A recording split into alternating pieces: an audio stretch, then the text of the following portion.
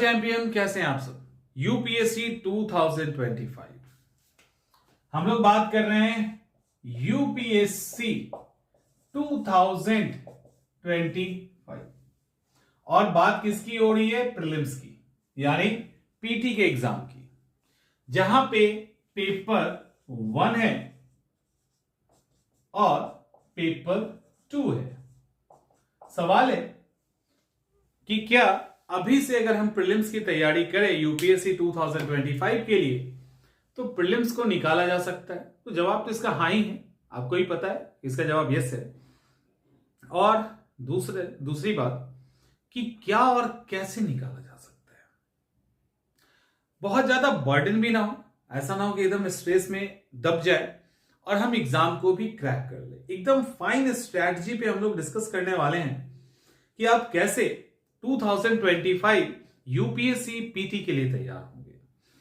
देखो, UPSC prelims के अंदर अगर हम बात करें पेपर 1 की, पेपर 1 के अंदर हिस्ट्री है, ज्योग्राफी है, पॉलिटी है, इकोनॉमिक्स है, साइंस है, साइंस एंड टेक है। साइंस एंड टेक के अलग अलग टाइप्स, साइंस एंड टेक के अलग अलग टाइप है। चलो इसको रोक देते हैं, यहां पे है जगह। हाँ, इसके बाद इसके अंदर अभी इकोलॉजी और एनवायरनमेंट इसी के अंदर डालेंगे हम लोग। यहां पे करंट अफेयर्स भी है। आर्ट एंड कल्चर को भी मैं हिस्ट्री के अंदर ही डाल रहा था, पर चलो ठीक, आर्ट एंड कल्चर है, करंट अफेयर्स यहां पे हो गया। तो बेसिकली ये पेपर 1 का आपका सिलेबस है। पेपर 2 की अगर हम बात करें तो पेपर 2 के अंदर सीसैट का जो सेक्शन है ना, उसको देखेंगे, उसको करते हैं। देखिए, अभी अगर आप ठीक से देखो तो इसके अंदर बेसिकली 4 पार्ट है, जिसमें ancient, medieval, modern and art and culture. मैंने बोला था इसी के अंदर डालना सही रहेगा। ज्योग्राफी के अंदर 2 पार्ट है, वर्ल्ड और इंडिया। पॉलिटी 1 है, इकोनॉमिक्स 1 है। साइंस के अंदर 3 पार्ट है, bio, physics, chemistry. Science and tech के अंदर देखिए, एक तो एक्सक्लूसिवली साइंस एंड टेक का हिस्सा है, एक एनवायरमेंट का हिस्सा है और एक इकोलॉजी का हिस्सा है। और ये सब इतना भास्ट हो चुका है ना कि पहले साइंस एंड टेक का ही एक पार्ट हुआ करता था एनवायरमेंट एंड इकोलॉजी, तो एनवायरमेंट को अब अलग किया गया। एनवायरमेंट को अलग करने के साथ साथ इकोलॉजी को भी एक तरह से अलग कर दिया गया है। तो पारिस्थितिकी और पर्यावरण हम एक साथ लिखते हैं, लेकिन उसके अंदर भी बहुत सारे ऐसे सेक्शन है जिसको हम अलग तरीके से देखते हैं। इसके बाद करंट अफेयर्स, तो ओवरऑल पूरा current affairs, art and culture को हमने इसके अंदर मर्ज कर दिया है। अब सवाल ये उठता है कि हम जब यूपीएससी प्रीलिम्स की तैयारी करेंगे तो फिर इसको हम करें कैसे। क्या हमारे पास वो तरीका हो जिससे हम इसको सॉल्व करें। अभी हम इसको मिटाते हैं इस तरफ। अब देखिए, आपके पास जो महीना है, ठीक से देखो तो आपके पास दिसंबर है, आपके पास जैन है, आपके पास फैब है, मार्च है और अप्रैल है। ये महीना है, जनवरी, फरवरी, मार्च, अप्रैल और महीने तो एग्जामिनेशन 1, 2, 3, 4, 5। यहां पे सेक्शन देख लीजिए। इन 5 महीनों के अंदर हमें सीसेट को क्रैक करना है। इस 5 महीनों को लेकर हमारी स्ट्रैटेजी 2 हो सकती है। एक तो होती है 2 सब्जेक्ट स्ट्रैटेजी और दूसरी 1 सब्जेक्ट स्ट्रैटेजी। यह भी हो सकता है। जब 2 सब्जेक्ट स्ट्रैटेजी को लेकर चलेंगे तो थोड़ा हमारा ड्यूरेशन बढ़ जाएगा, और जब 1 सब्जेक्ट स्ट्रैटेजी को लेकर चलेंगे तो हमारा थोड़ा ड्यूरेशन कम हो जाएगा। हम 2 सब्जेक्ट स्ट्रैटेजी पे काम करते हैं। 2 सब्जेक्ट स्ट्रैटेजी में एक होगा इजी और एक होगा डिफिकल्ट। ठीक है, एक आसान होगा और एक डिफिकल्ट होगा। अगर हम दिसंबर महीने को लेके चलें तो हम इसके अंदर हिस्ट्री को कर सकते हैं।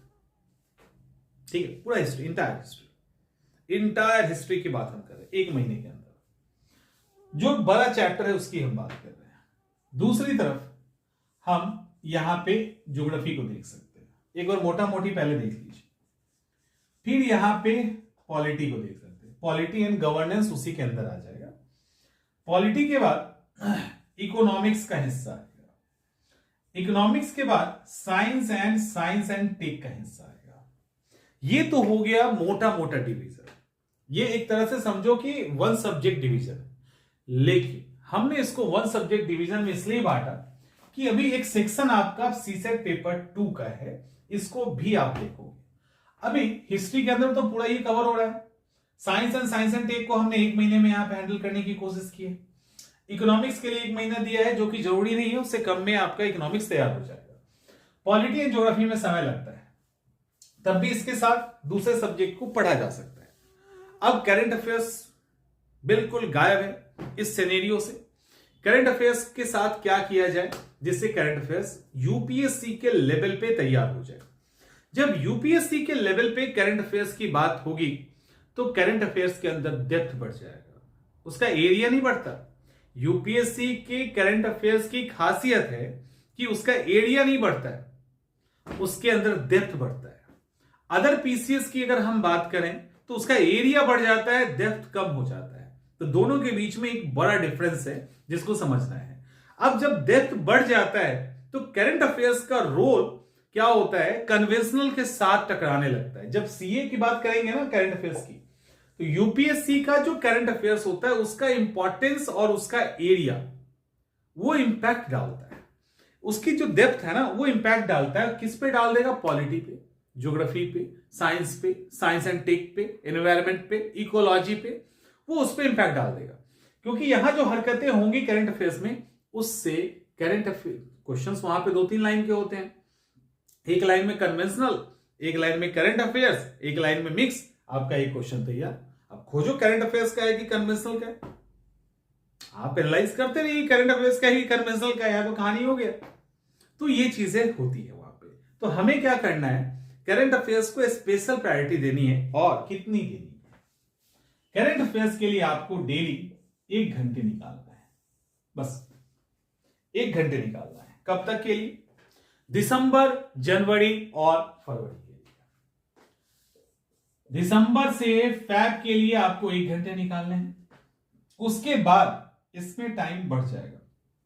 फैब के बाद मार्च और अप्रैल, इसमें टाइम बढ़ के ये हो जाएगा 1 घंटा 30 मिनट। कब, तो मार्च और अप्रैल में, ठीक है। ये तो हो गया करंट अफेयर्स। अब ये डेली चल रहा है, ये आपके शेड्यूल और सिलेबस का पार्ट नहीं है। करंट अफेयर्स आपको डेली करना है। कैसे क्या बुक्स, वो सब हम लोग बाद में देखेंगे। अब रहा सवाल यहां पे एक सीसेट महोदय है। देखो सीसेट के अंदर अगर आप आएंगे तो सीसेट इतना बड़ा सिलेबस नहीं होता। अगर टीचर के नजरिए से, इंस्टीट्यूट के नजरिए से देखें तो आपके सीसेट का जो सिलेबस है वो हार्डली 2 महीने का है या 3 महीने का है। 2 से 3 महीने में चूंकि क्वालिफाइंग नेचर होता है सीसेट का, तो आपको उसको बड़े आसानी से हैंडल कर लोगे और हो जाता है। सीसेट के अंदर क्या करना है, देखो सीसेट के अंदर आप हर महीने एक एक टॉपिक को आराम से कीजिए, जबकि आपका टॉपिक हर महीने उतने का होता नहीं है। आप आराम से सीसेट को करोगे, 1 महीने में कॉम्प्रिहेंशन को कर लीजिए। तो कितना, आप सीसेट के लिए ना 2 घंटे रख दो, हार्डली 2 घंटे से ज्यादा नहीं लगेगा। 2 घंटा वो प्लस 1 घंटा क्या हुआ, करंट अफेयर्स, 3 घंटा आपने उधर दे दिया। अब आप में से कुछ ये कह सकते हैं कि नहीं हम तो सर्विस करते हैं, हमारे पास 24/7 वाले हम स्टूडेंट नहीं है। अच्छी बात है, अगर 24/7 वाले नहीं है इसका मतलब कहीं ना कहीं नौकरी कर रहे हो। अगर सरकारी करो तो पढ़ के गए ही होगी, तो उसका एक असर दिखेगा, एक अलग कॉन्फिडेंस होता है। तो यहां पे आप सिंपल सा है कि आप इसको कम कर सकते हो। यहां पे जो 3 घंटा है ना, दोनों को मिला के आप 2 घंटे यहां पे दे सकते हैं, और इसको आप बहुत कम कर सकते हैं। अगर आप सही तरीके से सीसेट करना चाहते हैं कम समय में, तो 3 महीना आपके लिए काफी है। सीसेट में क्या कीजिए, पहले महीने आराम से आप कॉम्प्रिहेंशन कीजिए, क्योंकि कॉम्प्रिहेंशन से अच्छा खासा सवाल आप निकाल सकते हैं। मैथ्स को स्टार्टिंग में छूने की जरूरत नहीं है, कॉम्प्रिहेंशन कीजिए। कॉम्प्रिहेंशन में देखो बहुत समय लगेगा ना, तो 20 दिन। अगर बड़े आराम से आप 1-1, 2-2 कॉम्प्रिहेंशन, और कॉम्प्रिहेंशन के लिए सिर नहीं फोड़ना है, जो ऑलरेडी यूपीएससी ने पूछ रखा है, राइट, जो ऑलरेडी पूछ रखा है उसी में से आपको सवाल निकालने हैं। उसी में से आप सवाल को सॉल्व करो और पकड़ने की कोशिश करो कि यूपीएससी किस बेंथ पे सवाल पूछ रहा है और क्या हमसे चाह रहा है, कहां से आंसर निकल रहा है। कॉम्प्रिहेंशन पे ये काम अगर आप 20 दिन कर देंगे ना, 20 दिन, तो कॉम्प्रिहेंशन आपके पॉकेट में आ जाएगा और एक बड़ा हिस्सा निकल जाएगा सीसेट का, बड़ा हिस्सा निकल जाएगा। किसी को मैथ से डर लगता है ना, टिपिकल मैथ से डर लगता है, तो वो और सेक्शन को कवर करो। उसके बाद कॉम्प्रिहेंशन के बाद लॉजिकल रीजनिंग। रीजनिंग अलग होता है, लॉजिकल रीजनिंग अलग होता है। ये रीजनिंग को आप एसएससी, बैंकिंग, रेलवे, इन सब से कंपेयर मत कीजिएगा। यूपीएससी का जो लॉजिकल रीजनिंग होता है उसका डिमांड ही अलग होता है, उसकी रिक्वायरमेंट ही अलग होती है। तो यूपीएससी का जो लॉजिकल रीजनिंग है वो अलग है। तो उस लॉजिकल रीजनिंग पे जब आप जाएंगे और तैयारी करेंगे तब आपको एक्चुअली में फील आएगा कि ये हमसे क्या कहना चाह रहा है। आप लॉजिकल रीजनिंग पे 20 दिन दे सकते हैं, इतनी की जरूरत नहीं पड़ेगी, लेकिन फिर भी आप 20 दिन अगर लॉजिकल रीजनिंग पे 1-1 घंटे भी देते हो तो लॉजिकल रीजनिंग भी आपके कमांड में आ जाएगा और कोई स्ट्रेस आपको नहीं देगा, क्योंकि यूपीएससी के लॉजिकल रीजनिंग की खासियत है कि आंसर उसी में से बड़ा आसानी से निकल जाता है। आप थ्रू आउट देख सकते हैं। कभी कभी सीसेट का पेपर डिफिकल्ट हुआ है तो वो एक अलग चीज है। लॉजिकल रीजनिंग के बाद अब इसमें ज्यादा बात हम नहीं करेंगे। इसके बाद फिर कुछ सेक्शन मैथ का आता है, वहां भी ध्यान रखना। एक चीज हम आपको समझा दे रहे हैं, मुझसे ज्यादा खराब मैथ मुझे नहीं लगता किसी का हो सकता है। अभी भी उतना ही खराब है, अभी भी उतना ही खराब है, ठीक है, मैं एकदम। और मैंने सीसेट क्वालिफाई किया है तब जब सीसेट क्वालिफाइंग नहीं था। जब क्वालिफाइंग था तब तो किया ही, उस समय तो कॉन्फिडेंस था, जब बिना क्वालिफाइंग के कर लिए तो इसमें तो कर ही लेंगे। जबकि मैथ्स मेरा बहुत कमजोर है और आज भी उतना ही कमजोर है। तो वहां पे क्या है कि जो मैथ्स का सवाल होता है वो एक्चुअली में बहुत फॉर्मूला बेस्ड नहीं होता। आप लगा दो फॉर्मूला, आपको आता है तो आसान हो जाएगा। जिसको नहीं भी आता ना, वो आराम से बैठ के उस मैथ्स को और उसके पूछे क्वेश्चंस को, ऑप्शन को जब ठीक से आप देखोगे ना और ऐसे 20, 25, 40 क्वेश्चन पे प्रैक्टिस कर लेंगे तो आपको समझ में आने लगेगा कि कैसे बनेगा। और नहीं तो कोई बात नहीं, आप 1.5 महीने दे दो, जो 10-10 दिन आप बचाए हैं यहां पे, एक्स्ट्रा 1 महीना है दे दीजिए। तो ऐसे करके आप आराम से साथ में सीसेट को लेके चल सकते हैं। तो हो गया सीसेट और करंट अफेयर जो सबसे बड़ा बर्डन है वो खत्म हो जाएगा।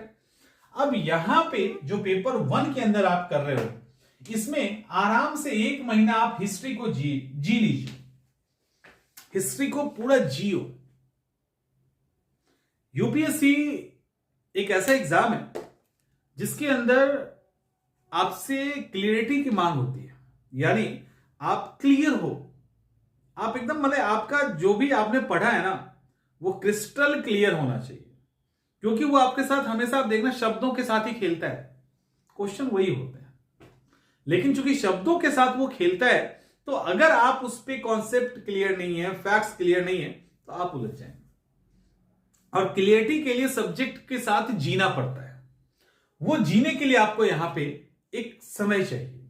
तो आप 1 महीना हिस्ट्री के साथ जियो ना, ancient history, medieval history, art and culture, modern history, पूरा जी लीजिए हिस्ट्री के साथ। जब हिस्ट्री के साथ पूरा 1 महीना जिएंगे, 5 घंटा 6 घंटा हिस्ट्री पढ़ रहे हैं बस, जब बोर हो जाओ तो यहां पे है ना, तो जब आप ऐसे करेंगे तो मतलब वो आपके अंदर आ जाएगा, सारे कॉन्सेप्ट, फैक्ट, सब कुछ आप रिलेट कर लेंगे। ये खासियत होती है जब हम उस सब्जेक्ट के साथ जीने लगते हैं। आपका मतलब आप हिस्ट्री में बात कर, अगर आप नए स्टूडेंट हैं, अगर आप यूपीएससी फील्ड के नए स्टूडेंट हैं, ये जो फीलिंग है ना वो यूपीएससी में ही आती है, क्योंकि हमारे पास कोर यूपीएससी के भी एस्पिरेंट है जो अभी ग्रेजुएशन के बाद तैयारी कर रहे हैं, और बीपीएससी अदर एग्जामिनेशन के भी हैं। तो बीपीएससी की फीलिंग वो नहीं आती आपके अंदर, वो मतलब वो जो एनर्जी है ना वो यूपीएससी में ही आएगा जब आप यूपीएससी की तैयारी करेंगे, तो अदरवाइज बीपीएससी में आएगा ही। खैर, तो जब आप यूपीएससी की तैयारी कर रहे होगे तो आप जब हिस्ट्री पढ़ोगे तो हिस्ट्री में आप माहौल हो जाता है और आप उसी तरह की बात करेंगे। जैसे एक स्टूडेंट है, उसके गार्जियन बड़ा परेशान, बहुत परेशान कि वो ना जब न तब पॉलिटी की बात कर दी, पॉलिटी पढ़ रहा था, ये लॉ वो लॉ, संविधान, मौलिक अधिकार, यही सब करता रहता था। घर में बच्चा है छोटा, ग्रेजुएशन कर ही रहा है, तो अब करता रहता था। पेरेंट्स परेशान, तो मैंने बोला कि आप परेशान मत हो, अभी ये पॉलिटी पढ़ रहा है इसलिए इसके ऊपर ही असर है, ये जब इकोनॉमिक्स पढ़ेगा तो फिर असर बदलेगा, तो अभी चेंज होगा। जब इकोनॉमिक्स पढ़ने लगा तो वो क्या हुआ, जीएसटी, एसजीएसटी, आईजीएसटी, सीजीएसटी सब पढ़ डाला और लिटरली उसका काम आ गया। जब उसने अपनी गाड़ी सर्विसिंग करवाई तो सर्विस करने वाले ने सीजीएसटी भी डाल दिया, एसजीएसटी भी डाल दिया और आईजीएसटी भी लगा दिया।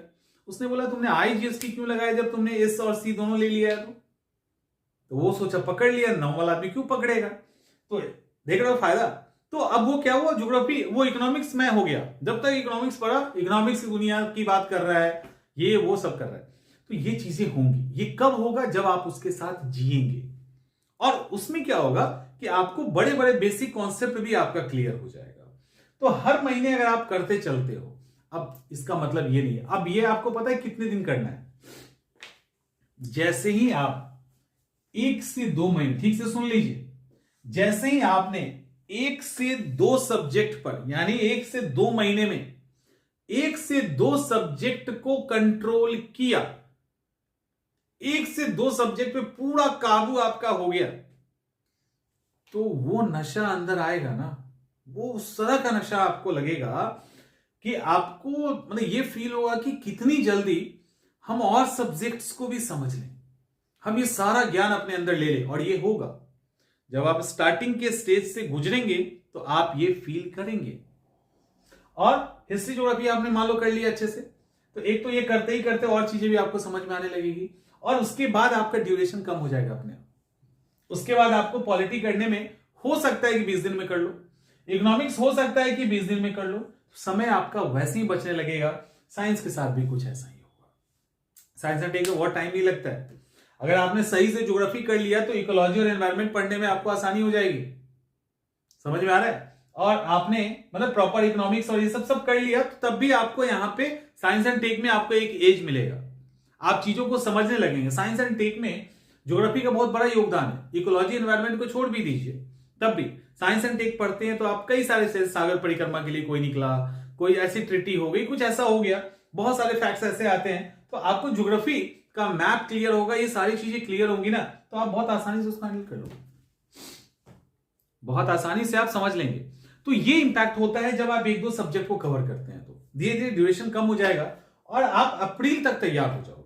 इसी बीच में आपको 1 से 2 घंटा रिवीजन के लिए भी निकालना है, तो अप्रैल तक आप रेडी हो जाएंगे। मई में आपका एग्जाम है, सिर्फ रिवीजन कीजिए, करंट अफेयर्स तैयार है, सीसेट पे प्रैक्टिस हो चुका है, सब्जेक्ट आपने कवर कर लिया है। मई में आप एग्जाम देंगे और वो एग्जाम बहुत ही सेफ एग्जाम होगा, सुरक्षित होगा। इट मींस आपने उसको सेफ कर लिया है। तो इस बात का ध्यान रखिए। इस तरीके से आप अपने आप को आगे लेके जा सकते हैं। होपफुली की चीजें क्लियर हो गई होगी। बहुत सारी वीडियोस अभी हम लोग यूपीएससी को कवर करने वाले हैं और क्लासेस तो स्टार्ट होने वाली, आप लोगों को इन्फॉर्मेशन मिल ही गया होगा, तो वो सारी चीजें होंगी और बहुत ही शानदार तरीके से हम लोग आगे बढ़ने वाले हैं। हर एक एग्जाम को एकदम A to Z कवर करेंगे, एक्सपर्ट्स के साथ हम लोग अपने क्लासेस को आगे बढ़ाएंगे। मिलते हैं हम लोग नेक्स्ट सेशन में।